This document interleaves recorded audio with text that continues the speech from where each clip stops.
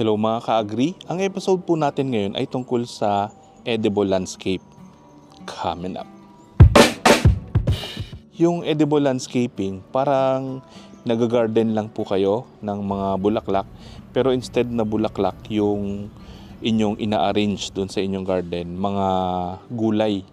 No? Pwede nyo siyang i-design base po sa inyong space, base dun sa sunlight na tumatama sa inyong garden, at base rin sa mga pangailangan nyo sa kusina. So, andito tayo ngayon sa aming backyard kitchen garden. So, ngayon nag-redesign ako ng aking garden kasi nung mga nakaraang buwan, lubog po itong area. Tapos, malilim. So, ngayon, nasa sikatan na siya ng araw. Kaya, inayos ko na po siya. Ayan, ito pa yung mga bakas nung mga nasira nung pagbaha dito sa aming lugar. But anyways, ang ginagamit ko lang po na pang landscape dito sa aking garden, yung mga recycled materials. So yan po yung mga pinagtaniman ko. Tulad dito sa talong. So nakatanim siya sa pintura, no? Yung balde ng pintura. Yan. Tapos yung mga kamatis. So itong mga kamatis na to, ito yung pinula natin nakaraan na galing po sa bunga. Yan, hiniwalay-walay ko na siya. Yan, malalaki na yung mga kamatis.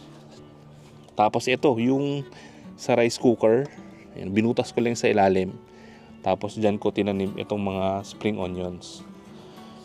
Yan. So, naging design ko dito, pagpasok nyo po ng aming garden, and sasalubong sa inyo yung mga basil, tapos mga herbs, mint, tarragon.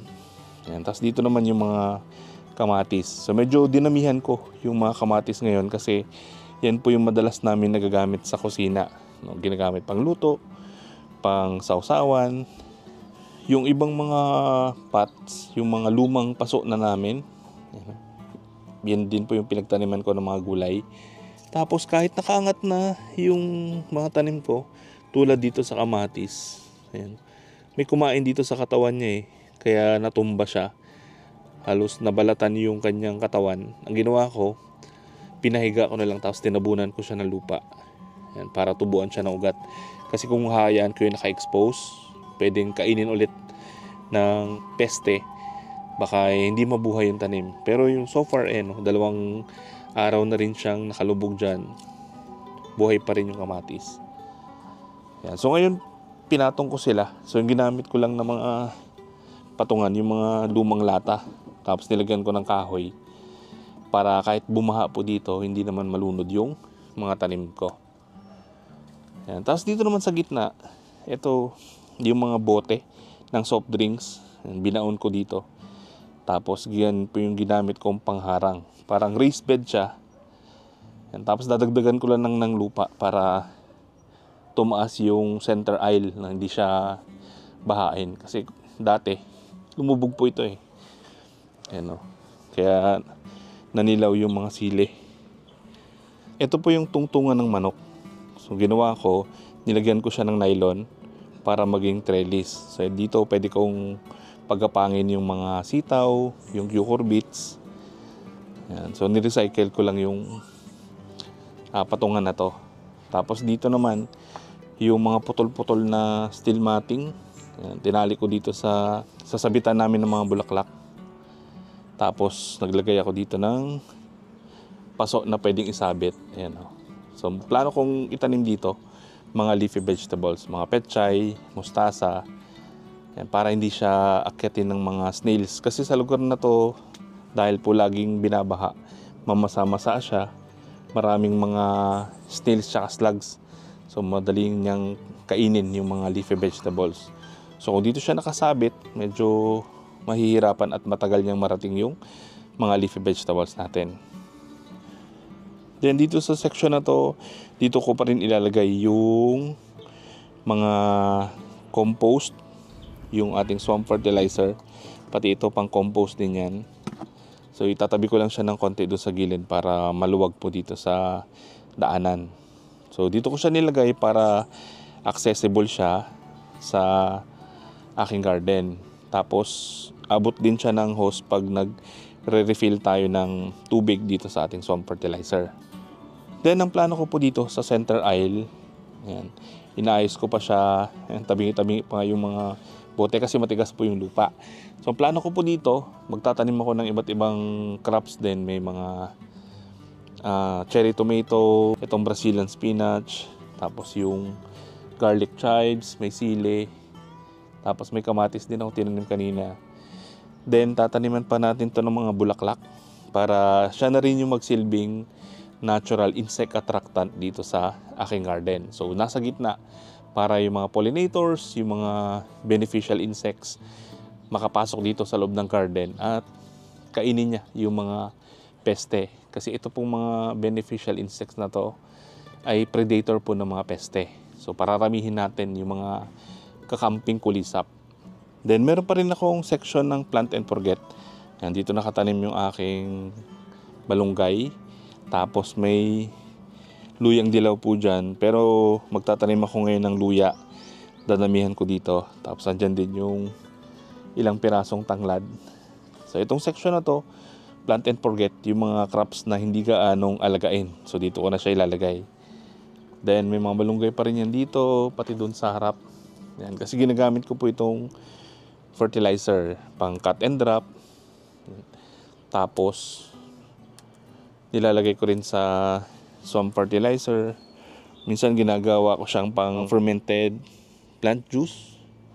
So yung mga crops po na magandang itanim sa ating edible landscape, yung mga crops na lagi po natin ginagamit, tulad ng sili. Yan, ito pwede natin gamitin sa sausawan, gamitin sa pagluluto. Tapos kung meron kayong siling haba, mas maganda. Kasi yun mas madalas natin ginagamit sa pagluluto. Tapos kalamansi. Yan, ginagamit din natin sa sausawan, pagluluto, pati sa paggawa ng mga healthy drinks. Yan. Ito yung na-harvest ko kanina dito sa tanim kong kalamansi. Yan. May mga kasunod pa siyang mga bunga. So ito mga ilang araw lang magkakaroon na rin siya ng bulaklak. Kasi nakaraan ayaw niya magbulaklak dahil marami pa siyang pinapalaking bunga. Ngayon hinarvest ko na. So lalabas yung kanyang mga bagong bulaklak. Yan, kamatis. Maganda rin itanim kasi yan po yung ginagamit natin sa pagluluto. Tapos talong. Yan, so pwede natin ulamin yung talong, pwede prituhin, itorta. Tapos maganda sa talong, tumatagal siya ng ilang buwan, no? Higit pa sa 1 taon, kaya sulit din siyang itanim. So dito sa garden ko, nilagay ko lang siya sa container kasi nga bahain po itong lugar na to. And then spring onions, yan, madalas din natin ginagamit sa pagluluto. Tapos ang bilis niyang magdahon, mga 2 weeks lang makaka-harvest kayo ulit. Tapos ang bilis niya rin magsuwi. So sa pag-design po ng edible landscape, hindi natin kailangan gumastos. Napakaraming mga bagay sa paligid na pwede natin gamitin para makatipid, no? Yung pangharang na to, imbis na bote, kung maraming bato sa inyo, pwede nyo yung gamitin. Tapos yung mga kahoy, pwede nyo gamitin pang trellis para hindi na kayo gumastos. Then dito may tanim din akong avocado. Yan. Nasa polybag pa siya. Yung iba dyan lumaki na. Lumabas na dun sa polybag kaya medyo lumaki na siya. Nasa lupa na yung kanyang ugat. So kailangan ilipat natin kasi wala siya sa lugar, no? Pag lumaki ito, magiging problema dito sa aking garden. So para makatipid tayo ng mga seedlings, kailangan alamin din natin yung mga tinatanim natin, kung alin dyan yung mga open pollinated para pwede natin siyang pagkunan ng similya, tulad sa sili. Yan. So ito yung siling labuyo natin. So itong mga hinog na yan, pwede natin itanim. Kasi nakukunan ko na to ng similya. Actually galing yan dito sa kabila.